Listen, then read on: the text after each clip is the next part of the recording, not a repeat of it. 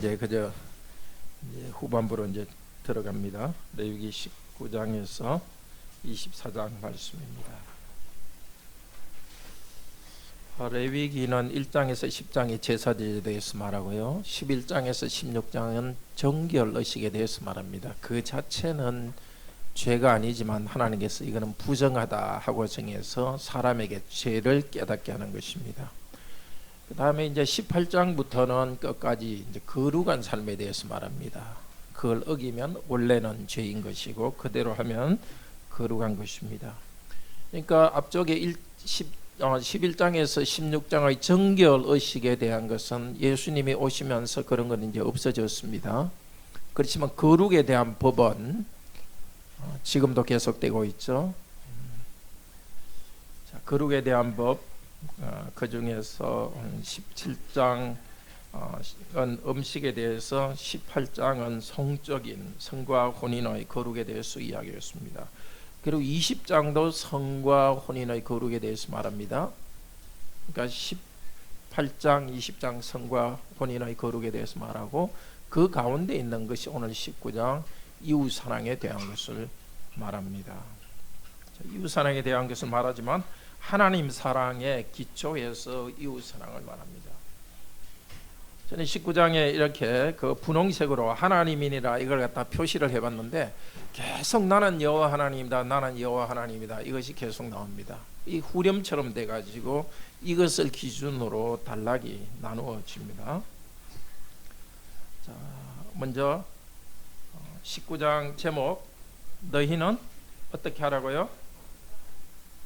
거룩하라 합니다. 예, 사랑하라. 예, 거룩이 나타난 것이 사랑입니다. 너희는 거룩하다.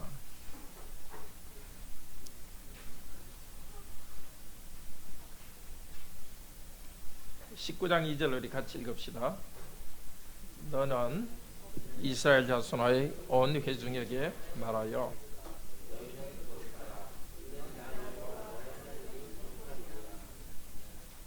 거룩은 무슨 뜻이냐면은 보통으로부터 딱 떼 나와서 특별한 것으로 그리고 하나님께 바쳤다는 것입니다.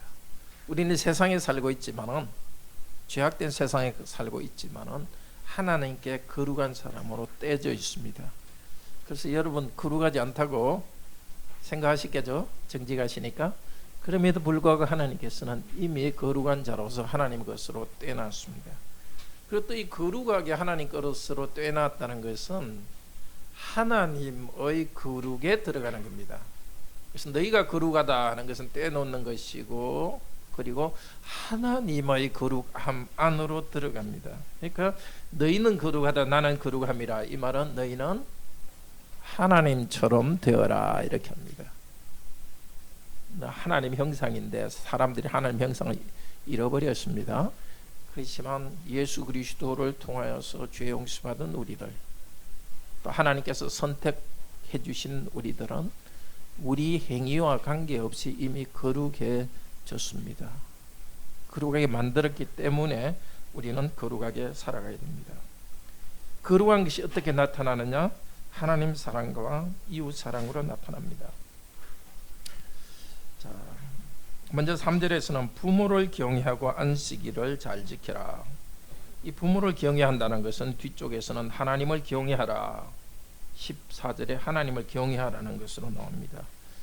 그러니까 우리는 부모님을 경외하는 것을 통해서, 부모님을 존중하고 높이는 것을 통해서 하나님을 존중하고 높이는 것을 배워갑니다.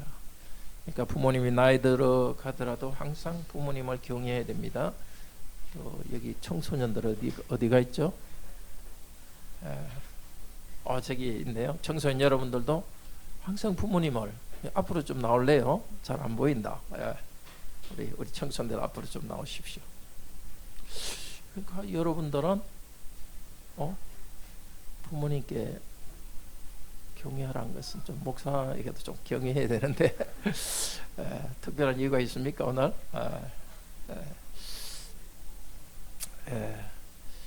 그 부모님께 순종하는 걸 통해서 하나님께 순종하는 것을 우리는 배워갑니다.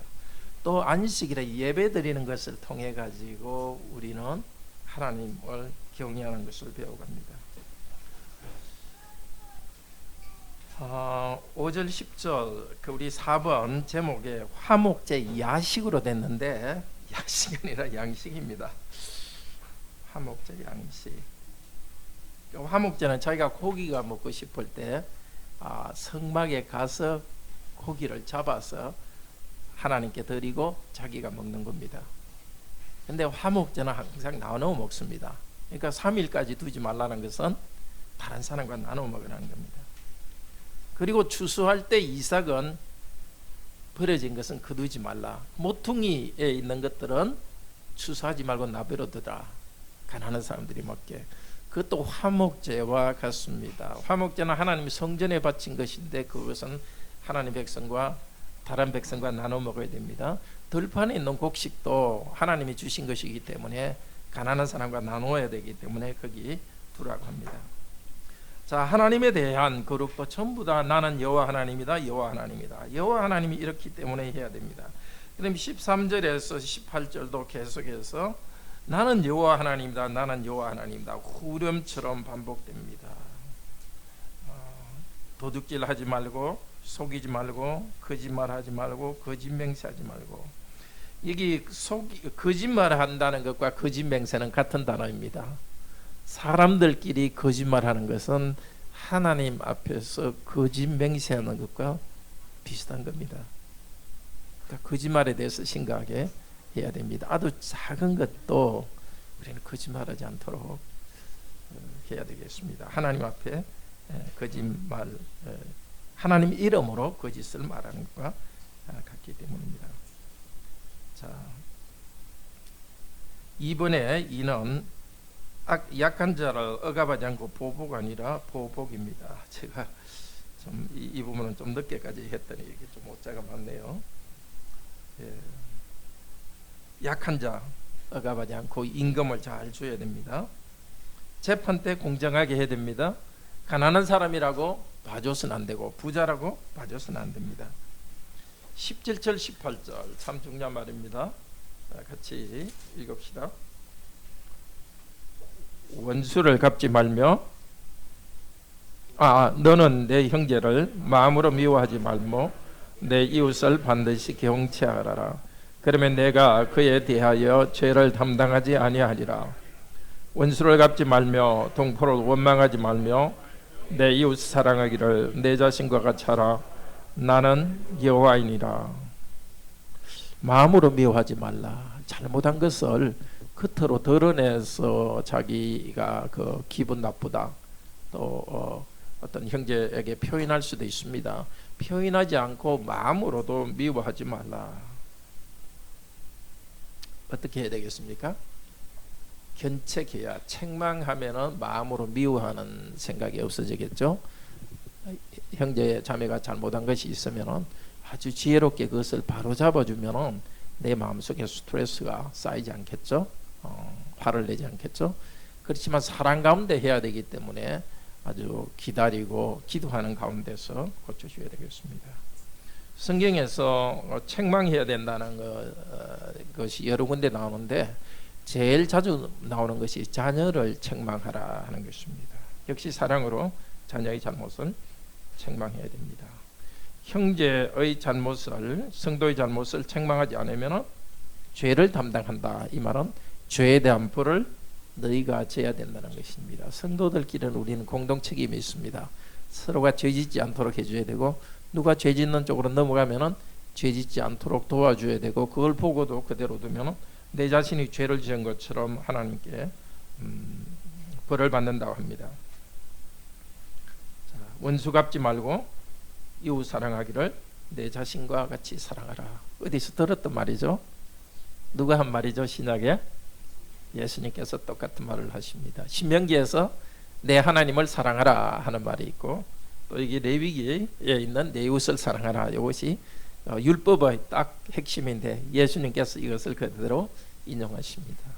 그러니까 구약과 신약 말씀이 환경은 다르지만 핵심적인 메시지는 계속 같고 정결 의식은 달라지지만 이렇게 거룩에 대한 법은 윤리적인 법은 계속되고 있습니다. 자, 19절 이후에서도 계속 하나님의 말씀을 지키라 여러 가지가 나옵니다. 19절에는 뭘 섞어서 하지 말라. 가축을 다른 종류끼리 섞어서 교미시키지 말고, 밭에 두 종자를 섞어 뿌리지 말고, 두 재료로 짠 옷을 입지 말라. 이것은 조금 의식법을 통해서, 그 자체는 죄가 아니지만 이것을 통해서 가르치는 바가 있습니다.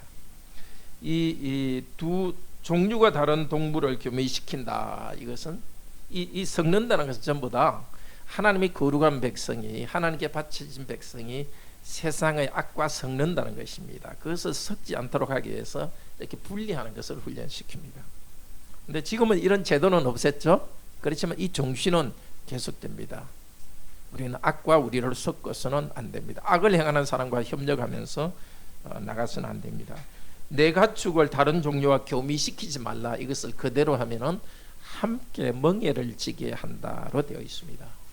같은 표현이 어디 나온다 그랬죠? 고린도전 후서 6장 14절에 너는 믿지 않는 자와 함께 멍에를 지지 말라 합니다. 그러니까 고린도 후서에 믿지 않는 자와 함께 멍에를 지지 말라는 것은 이 구약을 통해서 볼 때 주로 어떤 사람과 멍에를 지지 말라는 것이죠? 두 종류의 짐승을 교배하지 말라 그랬으니까 주로 결혼에 대해서 이야기합니다. 적용할 때.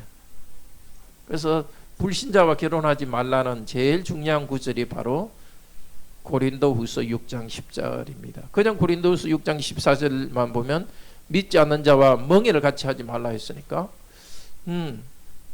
믿지 않는 자들과 잘못된 일을 하지 말아야 되구나 이렇게 생각하지만, 여기 레위기와 같이 비교해 보면은 이렇게 결혼 생활을 같이 하지 말라는 그 뜻이 아주 강합니다.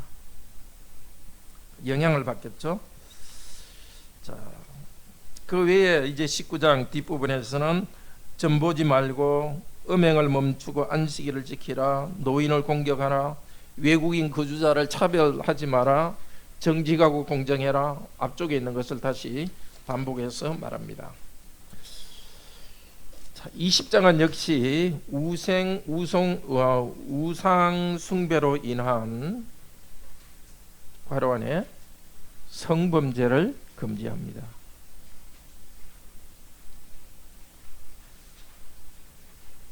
그러니까 18장에도 성적인 잘못을 금지했고 20장에서도 성적인 잘못을 금지했습니다. 20장 그 제목을 한번 볼까요? 제목을 보면은, 자, 1번에 우상숭배 심판되어 있죠. 5번에도 우상숭배 심판으로 되어 있죠. 그 줄을 한번 싹 그어보세요. 네, 교재에 있는 것 한번 보십시오. 그 다음에 2번도 거룩하게 하는 여호와의 명령 순종, 4번도 똑같죠. 2번, 4번 이렇게 줄 그어보십시오. 제일 가운데가 3번에 가정의 건강을 해치는 음행 죄들 나옵니다. 그러니까 음행의 죄들을 하는 이유가 이 바깥에 이렇게 둘러싸여 있습니다. 우상숭배하는 것, 또 하나님께 거룩하게 살아가지 않기 때문에 이런 음행을 행한다는 것이 이런 식으로 나와 있습니다. 이렇게 두 개가 둘러싸여 있고 가운데 이렇게 있는 것들을 갖다가 샌드위치처럼 됐다 이렇게 말하기도 하고, 거울처럼 됐다 이렇게 말하기도 합니다. 대칭으로 되어 있다 이렇게 성경 곳곳에 보면 그런 표현들이 많습니다. 자,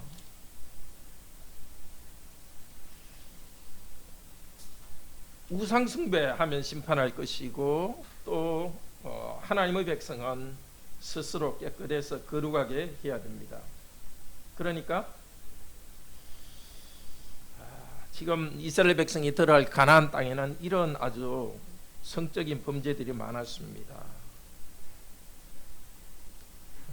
또 가족의 질서가 해쳐 있었습니다. 9절에 보면은 자기의 아버지나 어머니를 저주하는 일이 있었습니다. 하나님의 백성은 그렇게 해서는 안 됩니다. 그러면은 반드시 죽일 것이라. 왜 그렇게 했습니까? 하나님의 이름을 저주하면은 반드시 죽이죠. 그러니까 아까 하나님도 경외하고 부모를 경외하라 했기 때문에 같은 죄로 취급합니다.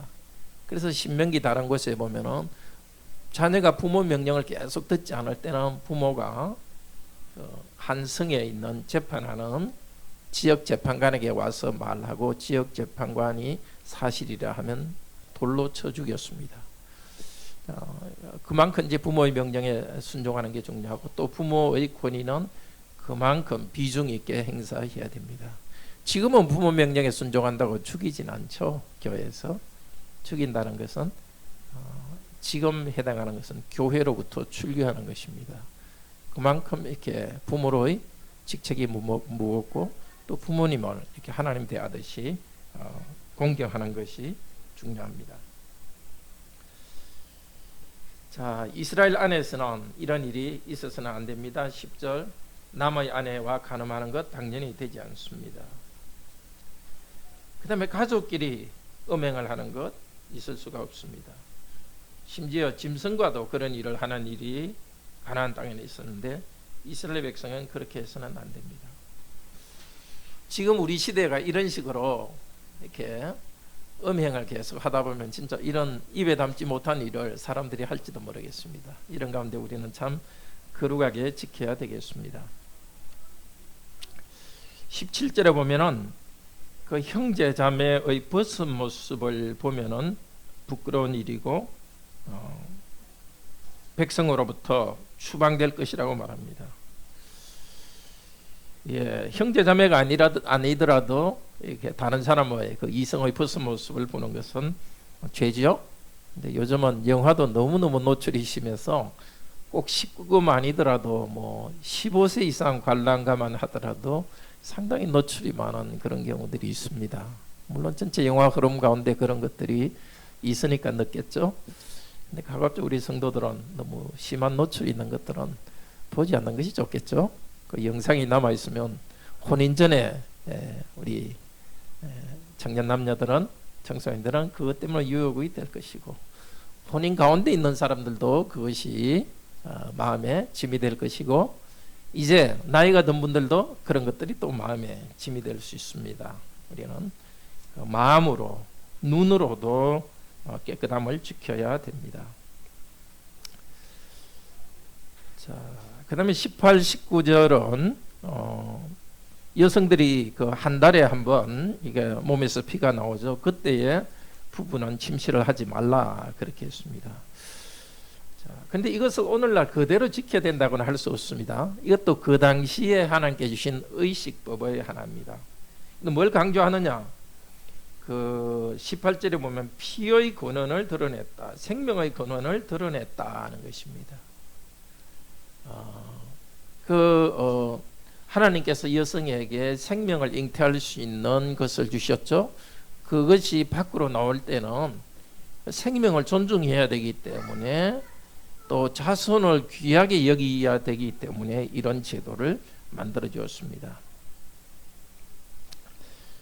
자, 이렇게 그 가운데 성과 가정에 대해서 말하고 나서 뒤쪽 22절부터 나는 너희들을 거룩하기 위해서 불러냈고 24절에서 만민 중에서 구별하도록 하기 위해서 불러냈다.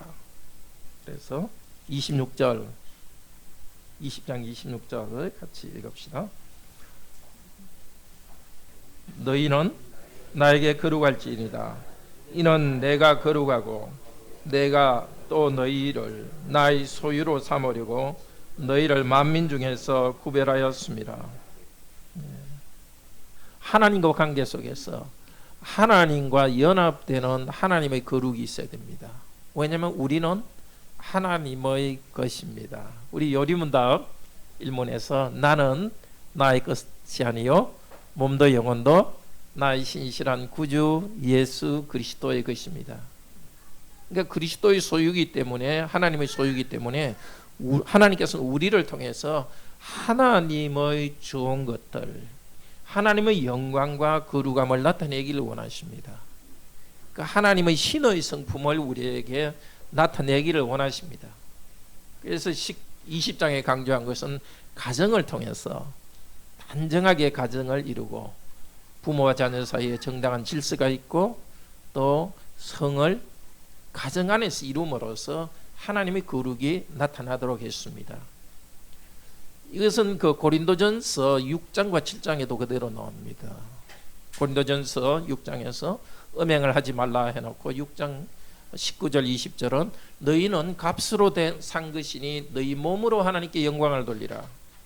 그리고 나서 7장 앞부분에서는 부부 안에서 그 침실을 모든 침실은 부부 안에서 가지라고 말합니다. 그러니까 하나님의 거룩과 영광이 나타내는 것들이 우리 마음으로 거룩하다, 영광스럽다, 이거 생각만 하는 것, 그것이 이제 예배 가운데 하는 거죠. 그것만이 아니라 구체적인 삶의 그런 하나하나가 거룩과 영광입니다. 거룩과 영광을 어떤 자꾸 주관적으로만 생각하는데요, 그건 아닙니다. 심리적으로 하고 주관적으로 하는 게 아니라 우리 거룩과 영광은 구체적인 삶 그 자체의 거룩과 영광, 또 가정을 통해서 나타납니다. 21장은 과로안의 제사장입니다. 제목 읽읍시다. 제사장이 지켜야 할 규례. 우선 일반 제사장이 금지사항이 있습니다. 1절에서 9절. 제사장은 자기 가족의 시체 말고는 만져서는 안 됩니다. 또 제사장의 집안의 여인들은 다른 여인들보다 더 몸을 단정하게 지켜야 됩니다. 그 다음에 10절부터는 대제사장에 대해서 말합니다. 대제사장은 자기 가족의 시체도 만져서는 안 됩니다. 또 대제사장은 이혼한 여성이라든지 그런 사람과는 결혼해서는 안 됩니다. 이것도 역시 의식법입니다. 옛날에 그것을 나타내기 위해서 한 것이지 지금 그렇게 하지 말라는 것은 아닙니다. 정당하게 이혼을 당한 사람과 성도가 결혼하는 것은 허용됩니다. 그런데 왜 제사장과 대제사장에게는 이런 규정을 줬느냐? 하나님께 바쳐진 일을 하기 때문입니다. 시체를 만짐으로써 더럽게 된다는 어떤 그 정결법을 줬죠. 그런 것들을 금해서 그런 일을 하지 않음으로써 하나님께 바쳐진 제사장의 삶을 거룩하게 했습니다. 16절부터는 제사장 가족 중에 장애가 있는 사람은 성전에서 섬기지 못하게 했습니다. 근데 제 기억이 한 5년 정도 전인가 서울의 어떤 큰 교회에서 목사님을 모시기로 했다가 목사님이 장애가 있다는 걸 알고서 그걸 취소한 것이 있었어요. 아마 모르긴 해도 이것을 잘못 해석한 것 같아요. 이것도 세리머니 법입니다. 구약에는 이런 제도를 줘가지고 하나님께서 가르치기 위해서입니다. 그 장애가 있던 제사장이 죄가 없습니다. 그렇지만 하나님께 바칠 때는 무엇이든지 온전히 바쳐야 된다는 것을, 우리의 온 삶을 온전히 바쳐야 된다는 것을 상징적으로 나타나기 위해서 구약시대에는 장애인 제사장은 성전에서, 장애인 제사장 가문은 성전에서 사역하지 못하게 했습니다. 그렇지만 신약에 와서 예수님께서 이런 의식법은 다 폐지했습니다. 장애인들을 고치셨고 그들의 친구가 되셨기 때문에 장애가 있는 분도 얼마든지 목회 사역을 할 수 있습니다. 그런데 장애가 있는 제사장 가문의 사람도 집에서는 거룩한 음식을 먹을 수 있습니다. 왜냐하면 제사장 가문은 성전에서 나오는 것으로 먹습니다. 그래서 제사장이 성전에서 화목 제물을, 예컨대 앞가슴이나 뒷다리는 제사장 거거든요. 제사장이 집에 가져오면은 집에서는 장애가 있는 제사장 가문도 먹을 수 있도록 했습니다. 이 구약의 제사장을 통해서 하나님께서는 온전한 제사장으로 이 제사를 드리게 했습니다. 그렇지만 온전한 제사장은 오직 우리 주 예수 그리스도이십니다. 그리스도께서는 이 땅에 오셔서 제사만 드린 것이 아니라 내 자신의 삶을 하나님께 온전히 바친다고 하셨습니다. 그리스도께서 자신을 온전히 바쳤기 때문에 이제 그리스도의 온전함을 우리에게 주셨습니다. 그리스도를 믿을 때 그리스도께서 우리를 온전하게 합니다. 그러니까 구약의 제사장이 시체를 만지지 않고 제사장의 가문이 장애가 없어야 된다고 하는 이 하나님께 정하신 것의 내용, 그러니까 하나님께 온전히 바쳐야 된다는 그 내용을 그리스도께서 이루셨고, 우리도 그리스도 안에 있을 때 이것을 온전히 이루어갑니다. 우리로서는 할 수 없죠. 그렇지만 그리스도의 이름을 믿는 우리들, 성령님을 의지할 때 하나님께서 우리에게 이 거룩함을 이루어가게 하십니다. 22장 괄호 안에서는 성물을 먹는 규례입니다. 성물, 거룩한.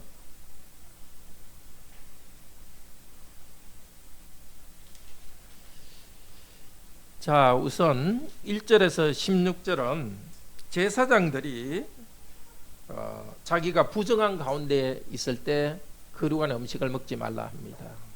제사장이 잘못해가지고 어떤 부정한 것에 닿았다, 자기도 모르게 어떤 시체에 닿았다, 이러면 부정하기 때문에 그것을 먹지 말라고 합니다. 그리고 17절부터는 일반인들이 제사를 드릴 때 어떤 것으로 제사를 드려야 되는가를 말합니다. 17절부터. 자,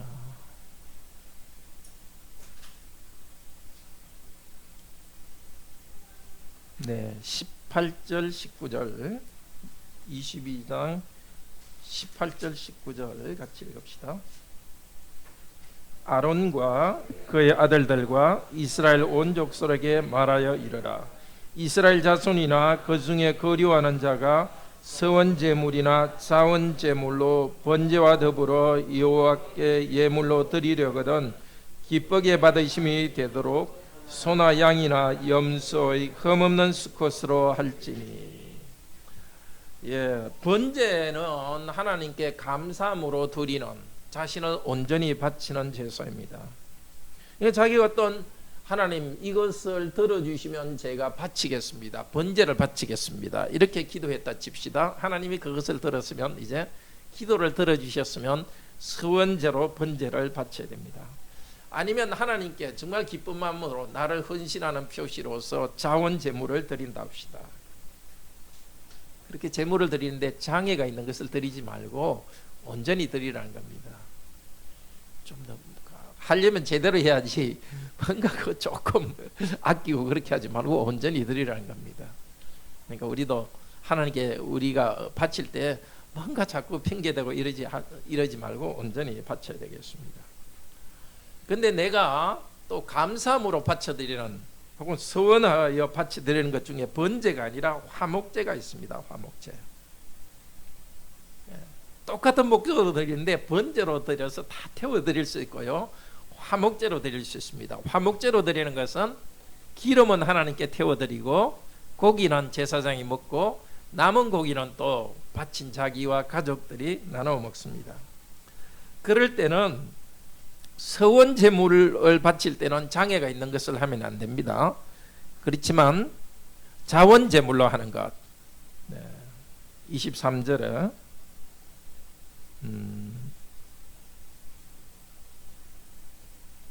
자원 제물로 드릴 때는 이게 장애가 있는 것도 드려도 됩니다. 왜 그럴까요? 서원에서 약속에서 한 거는 제대로 드려야 되지만 또 내가 기쁨으로 드릴 때는 좀 장애가 있는 것도 괜찮습니다. 특히 이 화목 제물은 고기를 다른 사람과 함께 나눠 먹고 싶을 때 바치는 제물이기도 합니다. 그러니까 같이 고기 나눠 먹는데 좀 장애가 있는 것도 나눠 먹도록 하나님께서 그렇게 또 규정을 만들어 줬습니다. 하나님은 참 융통성이 있으시죠. 어떤 이렇게 규칙을 정했지만 딱 음악에 정한 것이 아니라 그 상황에 맞게, 이렇게 성도들의 상황에 맞게 이렇게 해줍니다. 그리고 26절부터는 제물을 잡고 먹을 때 주의할 게 있습니다. 새끼를 낳은 짐승은 새끼를 염소나 양을 하나님께 바쳐 드리려 할 때 아기를, 그러니까 새끼 염소나 양을 7일 동안은 그 의미와 있게 한 다음에 8일 이후에 드리겠습니다. 그것도 그 동물에 대해서도 하나님께서 자비를 베푸는 모습을 볼 수 있죠. 그래도 어머니로부터 사랑받는 기간을 줍니다. 또 29절에서 30절은 제물을 먹을 수 있는 기간, 아까 앞에도 나왔지만 제물을 먹을 수 있는 기간을 주어서 그 제물을 자기만 먹으려고 챙기지 말고 이웃들끼리 나눠 먹도록 했습니다. 자, 이렇게 흠없는 제물을 하나님께 드리도록 했는데 참된 흠없는 제물은 바로 지금도 살아계신 우리 주 예수 그리스도이십니다.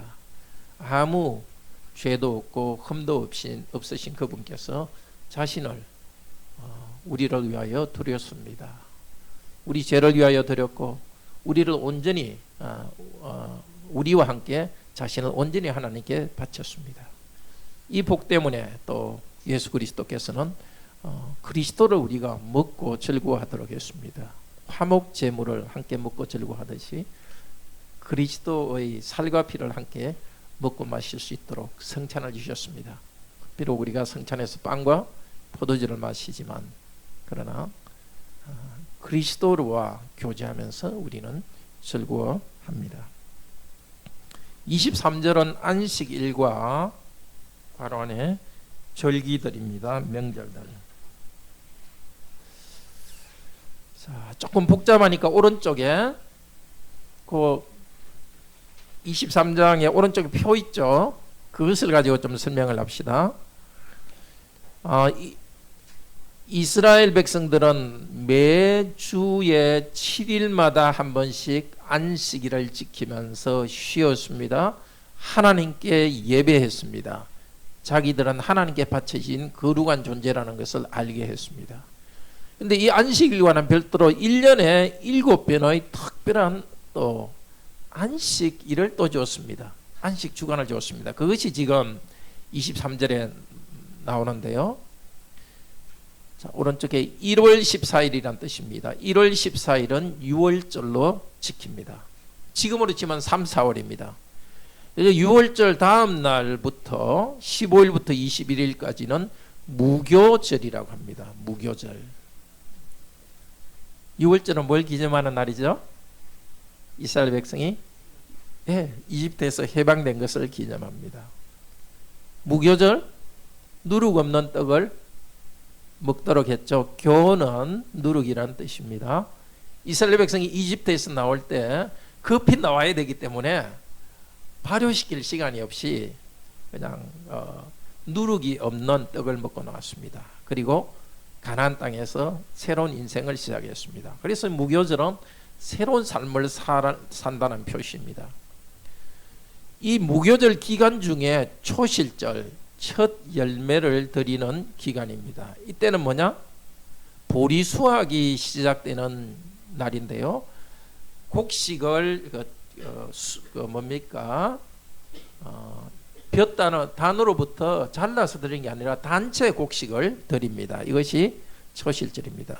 그러니까 6월절, 무교절, 초실절은 1월 14일에서 20일에 한 번에 묶여져 있습니다.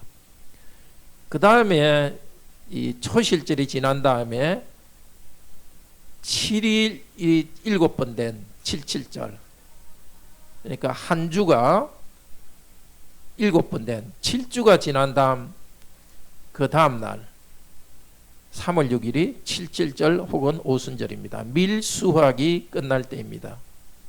이때도 특별한 날로 지키면서 하나님께 특별히 모여서 예배드립니다. 그 다음에 7월 1일,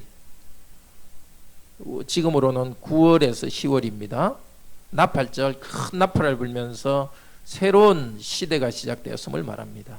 이 나팔절은 한 해의 마지막이기도 하고 하나님께서 또 새로운 후반기를 시작한다는 것이기도 합니다. 7월 10일은 대속죄일입니다. 대제사장이 이날만 지성소에 들어갑니다. 대제사장과 백성의 죄들, 구체적인 죄가 아니고 그냥 죄인들이니까 본성상 죄인들이고 자기도 모르지만 죄가 있기 때문에 대속죄일로서 하나님께 죄를 용서받습니다. 그리고 7월 15일에서 20일은 초막절입니다. 한 해의 모든 추수가 끝납니다. 이때 15일하고 21일은 특별한 안식일로서 예배를 드리고 그 사이에 있는 또 6일 동안은 쉬면서 아주 즐거워합니다. 대속죄일에는 모든 백성들이 아주 회개하며 자기 죄를 회개하고 아마 금식까지 했을 것입니다. 그러나 그것이 지난 지 5일이 지나면 하나님께서 은혜 주신 걸 생각하면서 기뻐합니다. 자, 이 모든 그 한 해에 있는 절기들은 뭘 나타냅니까? 뭘 중심으로 이루어졌습니까? 봄 수확부터 가을 수확까지 추수를 중심으로 이루어졌습니다. 그러니까 이 땅에서 먹고 사는 것은 오직 하나님의 은혜라는 것을 고백하고 하나님께 예배하고 감사하는 것입니다. 그래서 우리는 한 주 동안에도 우리는 지금 매주 주일이 올 때마다 지난 한 주간 내가 먹고 살은 것 하나님 은혜입니다.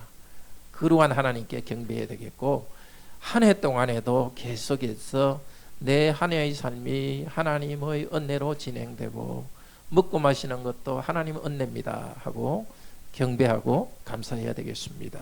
함께 기도합시다. 자비로우신 하나님 감사합니다. 구약 백성들이 주의날은 다른 민족과는 다르게 하나님께 속한 거룩한 백성으로 살게 했습니다. 하나님과 같은 자기 정체성을 가지고 살게 했습니다. 가정의 순결, 성의 순결을 지키며 살도록 했습니다.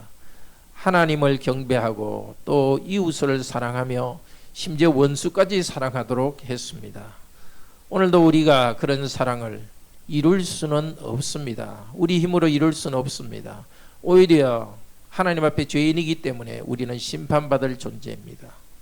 그러나 우리 주 예수께서 우리를 대신해서 심판받으시고 예수님께서 이루신 모든 의로운 것을 우리 것으로 인정해 주셨습니다. 우리를 거룩한 존재로 만들어 주었습니다. 이제 우리 그리스도께서 보내주신 성령님을 의지하여서 매일매일 자기를 부인하고 더욱더 거룩한 백성으로 변화되게 하여 주소서. 우리 개인뿐만이 아니라 우리 공동체가 그렇게 변화되게 하여 주시옵소서. 주 예수 그리스도 이름으로 기도드립니다. 아멘.